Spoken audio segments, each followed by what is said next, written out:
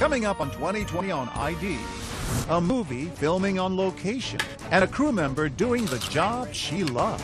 Just always wanted to be around her. She wanted to do bigger things, work on features, and get her name out there. The scene is set. Hospital bed laying across the track. Then 37 railroad cars barreling down and no time to stop. Just kept saying over and over, Lord help us, God help us, Lord help us. Metal flying, the crew scrambling for their lives, too late. The director who had to get the shot, the camera assistant that died dodging the train, and her grieving parents looking for justice. The arrogance of someone putting my baby on the track. Terror on the trestle, and a young girl dying of cancer reaching out to one of America's most famous couples. Thank you for letting me love you. And Brad Paisley and Kimberly Williams Paisley offering emotional support. And I remember thinking, what if this is a hoax? But what if it's not a hoax? And I have a chance to help this little girl. But if it's a lie, then who is she? This person was crazy. And how many other celebrities were targets? And I vowed that night, I'm going to find her. Photos with GPS tags, a trip down a long hallway. You have the right to remain silent. And a confession of catfishing. Welcome to 2020 on ID. I'm John Quinones. The entertainment industry has always been marked by ambition and longing, filled with those yearning to be a part of it and those driven to make their mark. Coming up, two stories of people whose ambitions would lead them into the grip of the law. First, a director who wanted the perfect shot. But as Chris Connolly first told us in 2015, a decision he made would come with a very heavy price and cost one crew member her life. Along the muddy waters of Georgia's Altamaha River grow Spanish moss and cypress trees. Standing among them is this century-old train trestle, where, on February 20th, 2014, the movie's first scene would quickly turn into a place of real-life horror. Just kept saying over and over, Lord help us, God help us, Lord help us. Captured on this 17-second video, members of the film crew running for their lives as a locomotive bears down on them. And on that crew, this young woman, filled with bright promise, who would suffer an all but unimaginable fate for doing the job she loved. She fell in love with the camera. She was Sarah Jones. Raised in South Carolina without showbiz connections, she earned her film crew stripes during an internship in Charleston on Army Wives, as her parents Richard and Elizabeth remember. Why do you think she was drawn to the camera department? It's a challenge of it, I think. I think it, for the most part, it's a man's world, and I think that was a little bit of a challenge to her. Competition. Sarah Jones would become a camera assistant, the last sight the camera would see before a scene began. For multiple seasons on The Vampire Diaries. This guy doesn't know that you're a vampire. Let's keep. Such stars as Nina Dobrev and Ian Somerhalder knew Sarah well. Sarah, the first time I saw her, I mean, she was literally right in front of my face. She was doing the slate. You couldn't help but notice Sarah Jones. Great. Just always wanted to be around her. She always had a smile on her face and was just the uber professional. Even on the vacations she loved, Sarah Jones liked setting up her shots just so. She always was up for anything. She wanted to do bigger things, go to new countries, work on features, and get her name out there. Rolling! Sarah took her own fateful path, taking a camera assistant gig based out of Savannah on the movie Midnight Rider. Based on a memoir by Greg Allman of the Allman Brothers, starring Oscar winner William Hurt, Midnight Rider would be an independent film, written, produced, and directed by this man, Randall Miller. Sarah mentioned to me that it is a low-budget film, and she was a little bit surprised that some of the people did not have the level of expertise that she expected. On February 20th, 2014, cast and crew drove to this location in Doctortown, Georgia. Among those arriving were Sarah and hairstylist Joyce Gilliard. I was told that it wasn't actual principal photography. The actual day we're supposed to start shooting was going to be that Monday. But once they got there, the crew realized Randall Miller wanted to shoot a full scene, a dream sequence in which Greg Allman, from his hospital bed, sees his late brother, guitarist Dwayne Allman, across the bridge. Shooting began on the side of the tracks.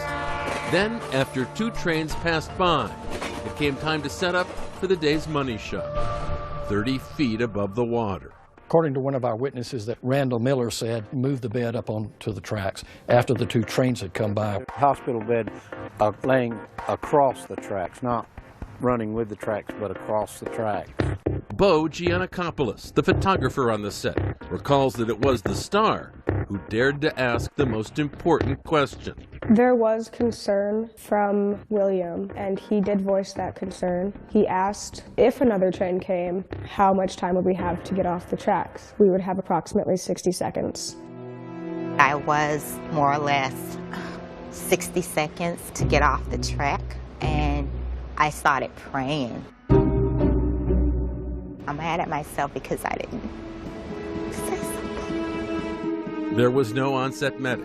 There were no railroad officials present. 2 takes of the scene were in the can. Then, just before 4:30 p.m.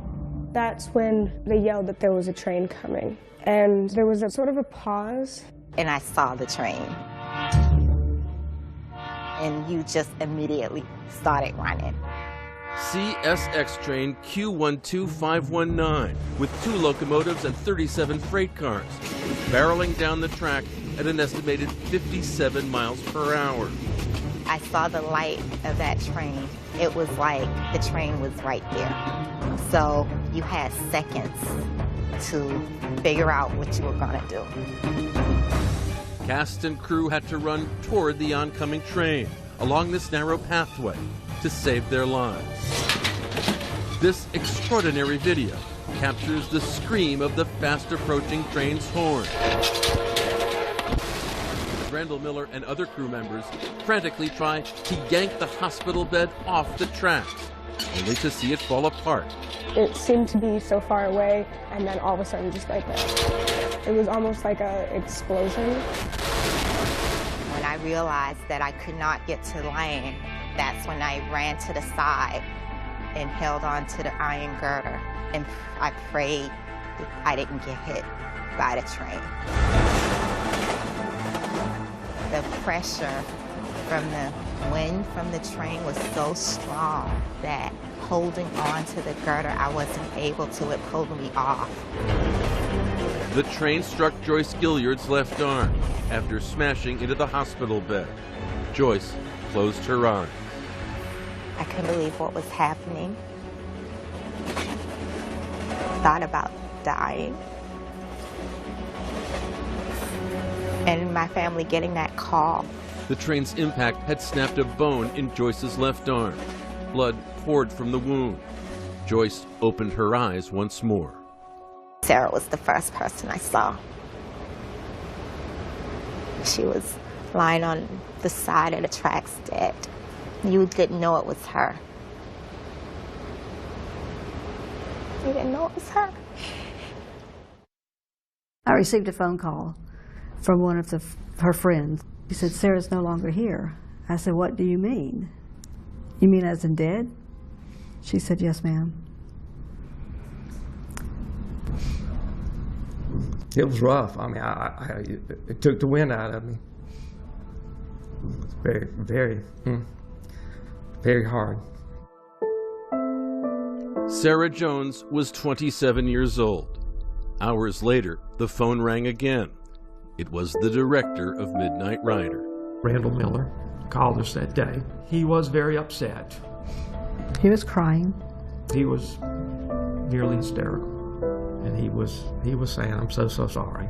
He couldn't say much more than that. But why had Randall Miller allowed his crew to shoot on live tracks? Sarah Jones's parents and police demand answers. Did he have permission?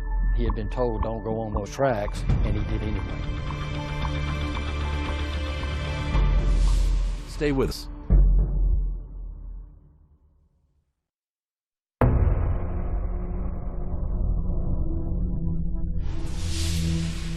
Video without sound obtained by ABC News captures the terror on the trestle during the shooting of the film Midnight Rider.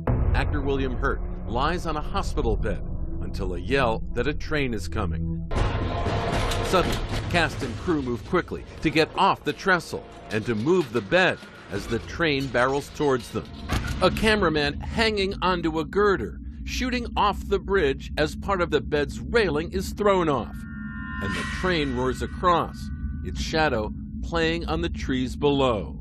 Then, with the train stopped on the trestle, so little room to squeeze past, images of director Randall Miller and other stunned crew members just beginning to assess the nightmarish scene in front of them. At first, it was like a quiet, like people were in shock. I remember hearing somebody say, "Oh my gosh, she's dead." The horrifying news that 27-year-old camera assistant Sarah Jones had been killed by a train on the set of the film Midnight Rider reached her good friends on the Vampire Diaries just a few hours after it happened. And I got the call. We just sat in the car going to set, and it was just pure shock. She just left too soon. She would have been. Yeah, it was just too soon. I was angry, really angry. Immediately after the accident, investigators sought to figure out who had failed to protect the Midnight Rider crew. Police questioning producer Jay Sedrish about shooting on active train tracks. Of course, our question was, did you have permission? We got that, well, it's complicated answer. Greg Allman's memoir began with a scene on a bridge, but never mentioned railroad tracks. That was Randall Miller's addition in the screenplay that he wrote. And in this clip, he reads aloud. Exterior train track. His hospital bed is in the middle of a train track. From the start, CSX was adamant that Midnight Rider would not be allowed to shoot on any tracks that it owned. This January 27, 2014 email stating, CSX does not permit filming on our property. Later, at Miller's behest, the Midnight Rider production would specifically seek to shoot here.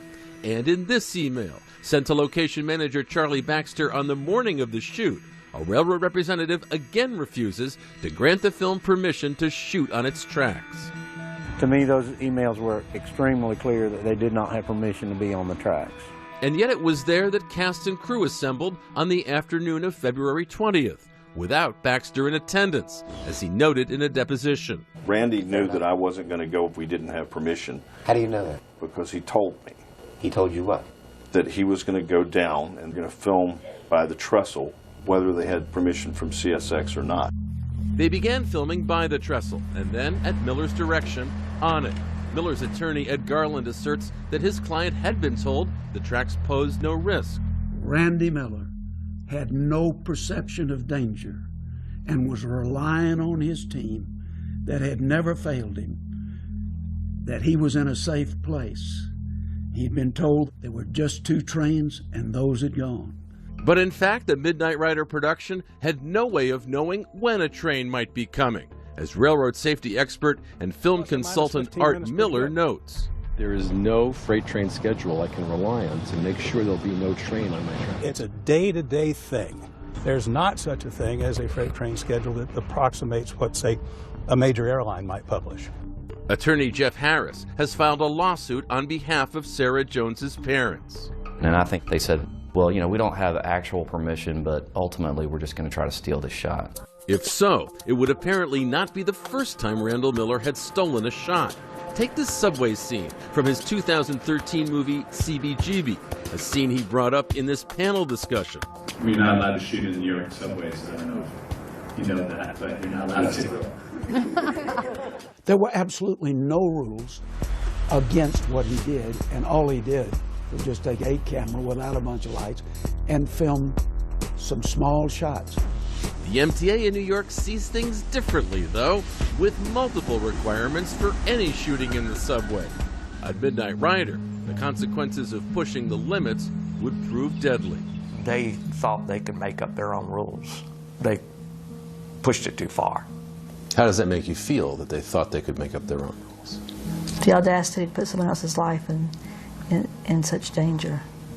They wanted to get the shot, so whatever it took to get the shot is what they did.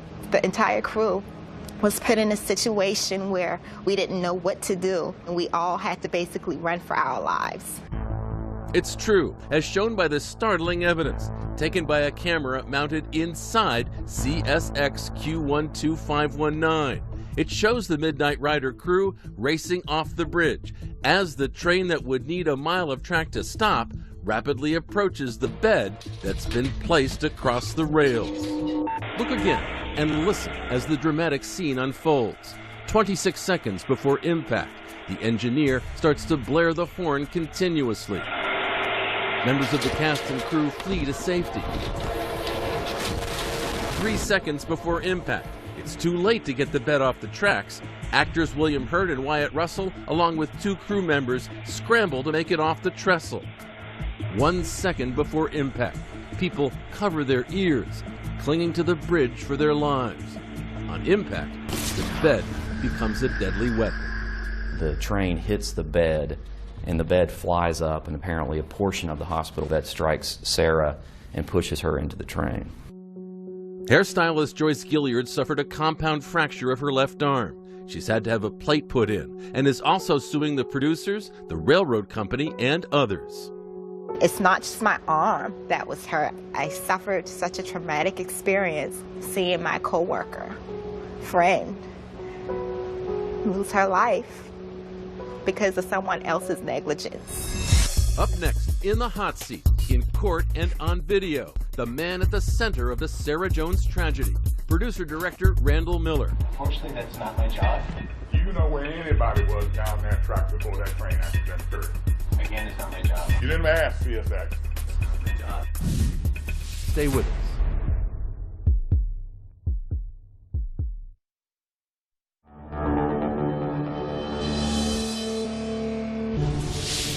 "27-year-old Sarah Jones was doing her job.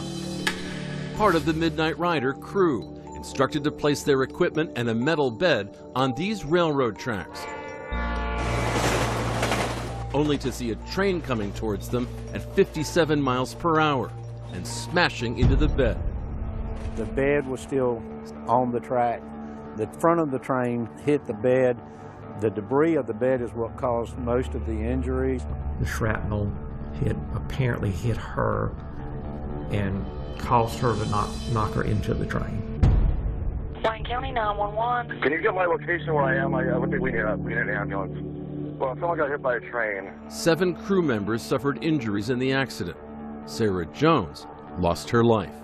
It's clear that certainly the producers and director, they messed up real bad. It was a live track. There were tracks elsewhere in the vicinity that were not live tracks that could have been used. She's right. 2020 found this train trestle just a few hours away, where, for a small fee, an on-site railroad official shut down train traffic so we could film safely. Joyce Gilliard was recuperating when producer-director Randall Miller paid her a visit. He came to my hospital room a couple days after the tragedy happened. He didn't say anything. He just cried. He just cried.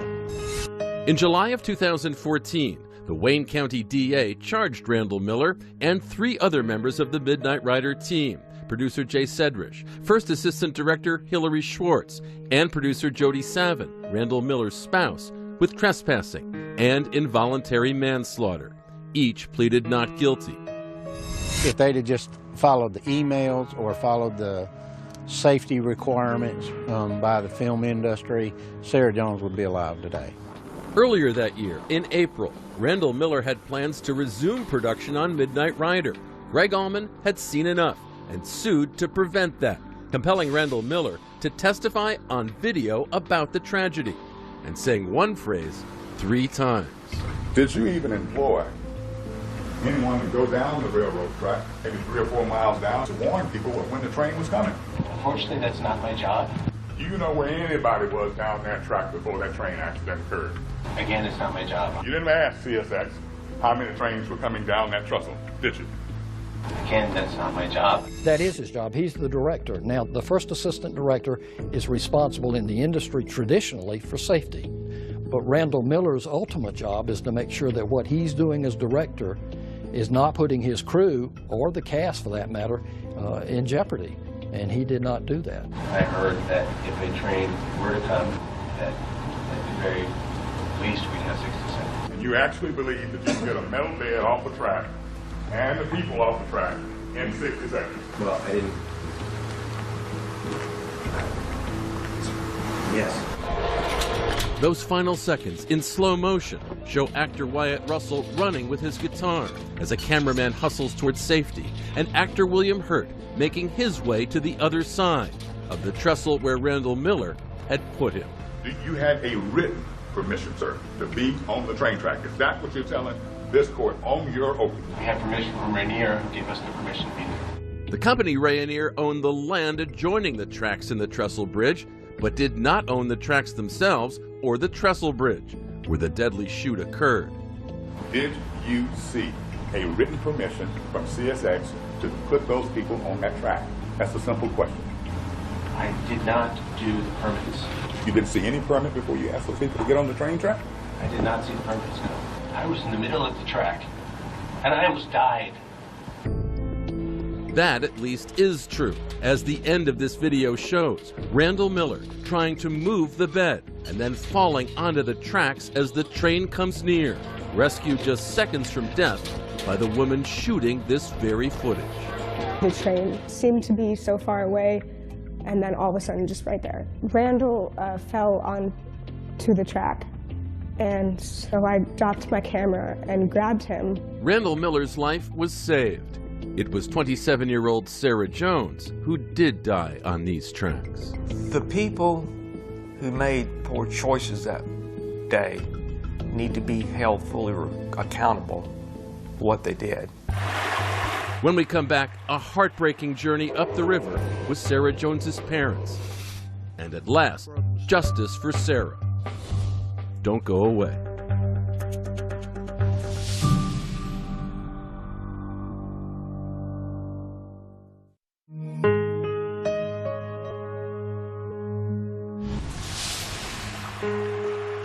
I'm not trying to be a masochist at all, but I want to see that train.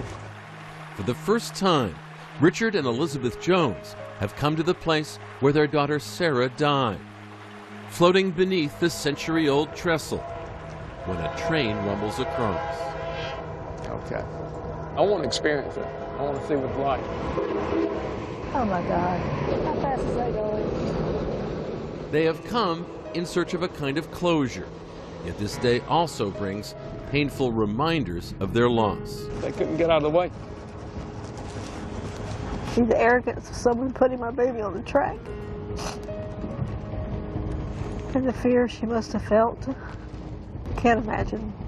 When director Randall Miller had a hospital bed placed upon live railroad tracks to shoot a scene for his film Midnight Rider, the world would know the awful result. 7 crew members injured by a passing train. Sarah Jones dead. And one more shock.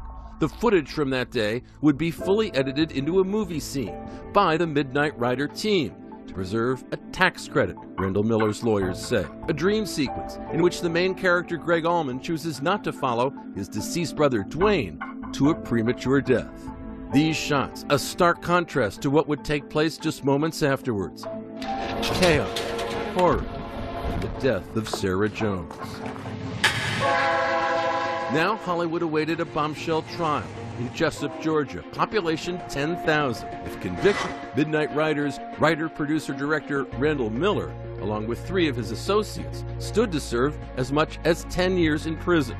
Yet on March 9th, 2015, as the trial is set to begin, the story of Midnight Rider takes its final, unexpected turn. Morning, counsel. Randall Miller takes a plea with the camera rolling. Will you outline the plea agreement for the defendant and for the court? The defendant will be sentenced to a 10-year term.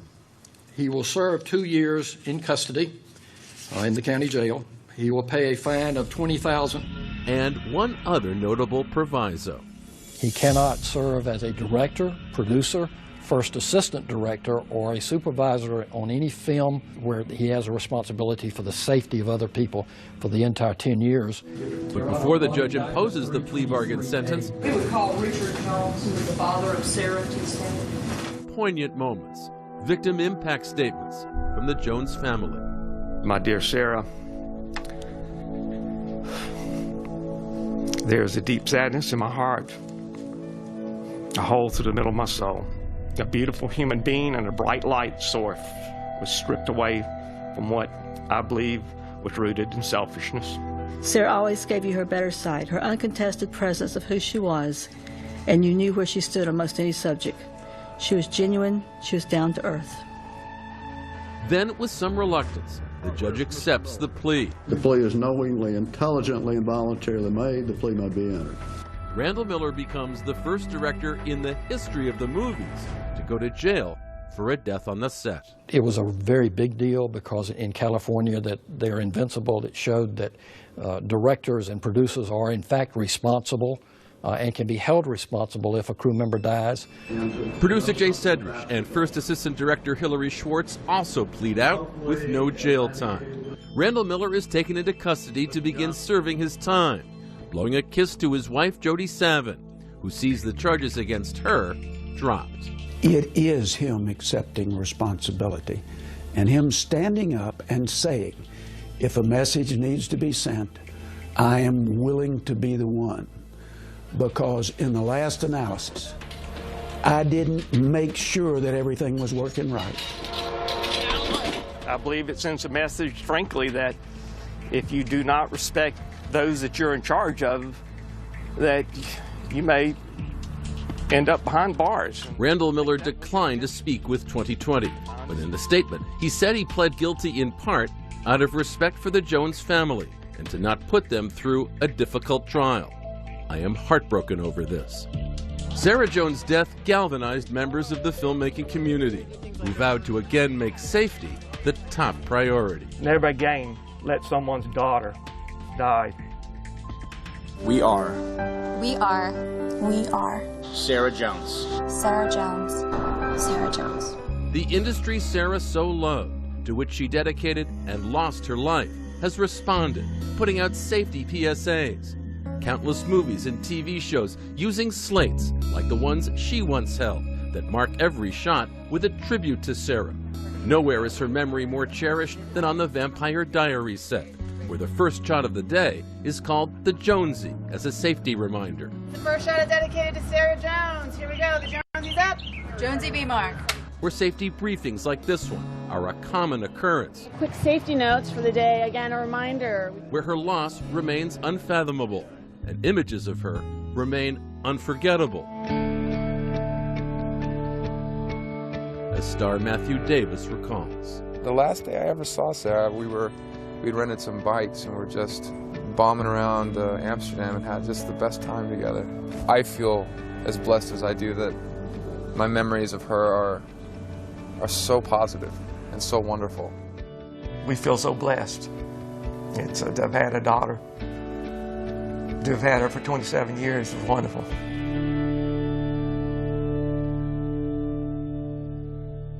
Sarah Jones's parents have formed a foundation in her honor to promote safety on film sets. The civil lawsuit they filed against Randall Miller and others involved in the production was later settled. Joyce Gilliard dropped her lawsuit against Miller, but as of 2016, her case against CSX remains open. Gilliard is once again working as a hairstylist in the film industry and keeps in touch with the Jones family. And on many television sets, the Jonesy shot is still being done at the start of each day. Up next, a child in trouble. I just want to say thank you for letting me love you. But is it real? There's no way that's not real. How can that not be real? A celebrity scam that shook several stars to the core. I felt so violated and scared. It's sort of like emotional terrorism. Stay with us.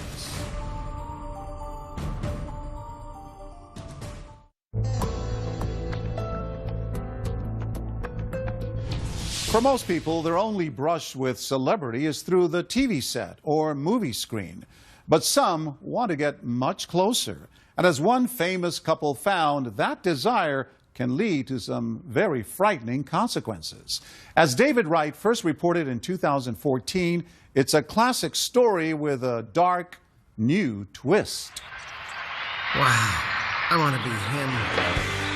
It now seems like a warning. Brad Paisley's hit song about being hoodwinked on the internet. I work down at the Pete Pit. I drive a no Hyundai. In the music video, the original George Costanza, Jason Alexander, plays a sci-fi nerd who passes himself off online as the ultra-cool Paisley. What are the lyrics? How does it go? Online, I'm out in Hollywood, I'm 6'5". I look damn good. I love a good glass of wine. You know, those little stats. It's the idea of the fantasy world that the internet has become. But you've now experienced the dark side of that. Yeah, and the dark side has been there all along. Brad and his wife, actress Kimberly Williams Paisley, had no idea just how dark it could get until they were sucked into a cruel and elaborate hoax. A hoax that left Kim paralyzed with fear. I felt so violated and scared. Brad demanding justice. It's sort of like emotional terrorism. It all started with an email sent by a total stranger. One of thousands of emails, but this one stood out. From a mother with her daughter's dying wish. She was 8 years old and had neuroblastoma, and had seen a movie of mine called The Christmas Shoes. Said that her daughter had found great hope and inspiration from this movie. Always know that I'm going to be right here. She said that her daughter had begged her to get in touch with me, so it sounded very sort of real. I read that and I thought, well, I would love to just talk to her and say hi. Talk they did, by phone, email, and text. I heard this rustling, and she put this little girl on the phone and said, this was Claire. Hi, my Kim. I just wanted to say thank you for letting me love you, and thank you for being my miracle. And I remember this instinct in me thinking, what if this is a hoax? But it was so quickly trumped by an overwhelming feeling, what if it's not a hoax? And I have a chance to help this little girl. She explained how easy it was to get hooked. It was totally plausible to me, yeah. They weren't saying, can you send money? They weren't saying, can you come visit? They were just saying, I just want to talk to you. And then it started to get weird. Jesus loves me, this I know. Supposedly at death's door, the little girl sang this song for Kim. And Brad got on the phone and sang to her, Amazing Grace. You're singing to someone's dying kid. In the middle of it, there's no way that's not real. How can that not be real? And right when they're hooked, the hammer drops. They get the call they're now dreading. Little Claire is dead. The call came, and it was very, very sort of to the point, and she just said she's gone. It's, a parent's worst nightmare. And my wife started bawling. She hit my softest spot. Like, as a mother, wanting my kids to be okay. Hi, it's just Carrie. The calls continued, got even more outlandish. I also wanted to know if there's a version of your husband singing Amazing Grace. I could use that for the service. Check out this message detailing plans for the funeral. Oh, and if it was okay to put your picture in the casket like she had requested. And I hope you have a really good weekend, and thank you for everything. Bye-bye. Almost immediately, the story started to unravel. I said, where can I send flowers for the funeral? And she didn't have an address for it. She said, oh, don't. Just send a donation to your local children's hospital. And I had like a physical reaction. Every red flag went up. And I remember just looking at people around me. Who is it? How many people were involved in this scam?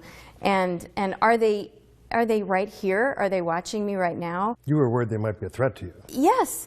This person was crazy. I watched my wife buckle when she realized this wasn't a real girl. And I vowed that night, I said, I'm going to find her. I'm going to find her, and I'm going to make sure that this person is not able to do this. What the Paisleys didn't know at the time is that this deception was even bigger than they had imagined. A host of celebrities had been scammed too, among them Natalie Grant, Melissa Gilbert, Kate Gosselin, and even some of the Dallas Cowboys cheerleaders. For a time, they all thought it was real. But after one suspicious celebrity tipped off an ABC News producer, she realized he wasn't the only one. Melissa Litoff started comparing notes with all of the victims, finding in each case the hoaxer used almost the exact same MO as with the Paisleys. A gospel singer named Carmen Hope Thomas. It is stage 4 neuroblastoma, basically the exact same thing that was written to Natalie Grant. We've confirmed at least a dozen people. And Kate Gosselin actually dedicated an episode of her show? Yes, on the screen it said, "In loving memory of Hope." Another of producers emailed Kate Gosselin when put 2 and 2 together. When I received your email, I yelled out loud. I mean, I said, "Oh my gosh." Melissa Gilbert of Little House on the Prairie tweeted us and said she was a victim too. But that's not all. It soon became clear the hoaxer wasn't just talking to celebrities. She was seeking out cancer victims as well, stealing their photos and stories. We went to meet one family, the Thomases of Tiffin, Ohio. Their daughter, Christy, died in 2006 of SWAT neuroblastoma. And she just had an infectious smile that people would just fall in love with Christy. The scammers stole Christy's image straight off the Thomas family's memorial website. I had one of the detectives tell me a while ago that it was almost like she knew my story better than I knew my story. She had read my journal entry so many times that it was like she had internalized it, and then when she would be calling this famous people, it was almost she had convinced herself she really was me. That's the sickest part about this to me. That is the part that when I start to talk about that, that's when I get really mad. That there were real kids, that there were real photos. Does it matter to you that she didn't ask for money? Yeah, I think that's sicker. I would have welcomed the thought that this was something as simple as a woman looking to scam someone. Yeah, scamming you. Then it's like, okay, well, at least money's involved. When she was all along really careful to not do that, then you realize she's just enjoying this. But stopping her might not be so easy. It may be morally wrong to fool someone online, but it's not necessarily illegal. She hadn't technically committed a crime because she didn't ask for money. And that shows you what a pro she was. Well, maybe not a pro exactly, because the mysterious hoaxer got caught in her own web. Some of the images sent to her victims contained GPS data from the camera they were taken on, and that data led here, to Douglas, Wyoming, hometown of the jackalope, a mythical creature used to fool city slickers. Fitting mascot for a hoaxer's hideout. I don't think she thought at any point that law enforcement would track her down in Douglas, Wyoming. That's Kevin Lovewell, the lawman who tracked her down to a specific address in Douglas, right where the GPS markers on those digital images said she would be. He says when he confronted her, she didn't deny it. Easiest confession I probably ever got out of somebody. You have the right to remain silent. This is an audio tape of one of her first interviews with police. I had no idea he was going to phone me. I never asked for him to phone me. And she may not have asked for money either, but she did make one crucial mistake. It turned out she did take something of monetary value. Brad Paisley's song, Amazing Grace. The performance itself has value. It does. Even if you're just singing down the phone. Right. Because it was Brad Paisley singing Amazing Grace, turns out it was worth a lot. $5,000 or more. At that point, it made it a felony. The hoaxer pled guilty to theft of services and served jail time. This was Al Capone being caught on tax evasion. It really was, yeah. Hey there. You're Hope Jackson, huh? We found her at a KOA campground. We've been looking forward to meeting you. Finally, after 8 months of searching for the woman responsible for toying with so many people's emotions, we're face to face with her. Hope Jackson, 37-year-old mother of 2 perfectly healthy kids. And you've never, God forbid, had the experience of losing a child? No. No. I hope I never do, yeah. Did you not think it was incredibly bad karma to be Yes, yeah, acting this out? Well, now looking back on it, of course, yeah. We spent a whole day with her. She was contrite. I'm 100% responsible for this, and I have to live with that every day of my life. Philosophical. I just hope this brings some sort of healing. And broke down in tears again and again. Horrible, shameful, I hurt, I'm wrong. We confronted her with an email she wrote Angela Thomas, promising she would stop using Christy's picture. I hope to learn how to be a better person and mother. I don't expect forgiveness. I just wanted to say how sorry I am, and I will not be using your photos ever again or anyone else's. Thank you for your time. And you sent that? Mm-hmm. But it was after you sent that that you first contacted Kim and Brad. Right. After saying to this woman, I will not be using your photos ever again, And or anyone else's. I didn't use her photos ever again. I never. Or anyone Well, else's. Mm-hmm. If you lied to her, why should we believe you now? I'm not asking you to believe me because, like I said, it's my actions are going to speak louder than my words are. Now she's out on probation. And I'm horribly sorry, you know, for all those people that I hurt. Hope Jackson told us for her, money was never the object. What did you get out of it? Just that moment of being special, and that's all it was. And A voice on the other end of the phone. yeah, Have you really stopped? yeah, 100%. The Paisleys are willing to give her the benefit of the doubt. I hope that the people around her will encourage her to get help. I root for her to be a case study that never does it again. But they feel the law needs to be changed. Let's work on that as a society. Let's make it illegal to use someone's child's photo for something that they aren't allowing you to use it for.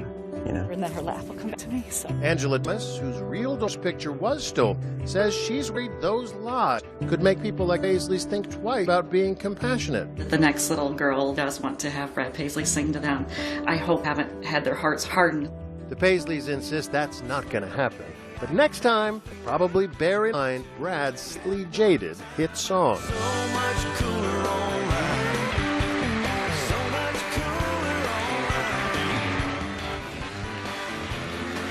Hope Jackson's probation is scheduled to end in 2018. Until then, she's not allowed to use the internet or social media. She continues to express her regrets for what she did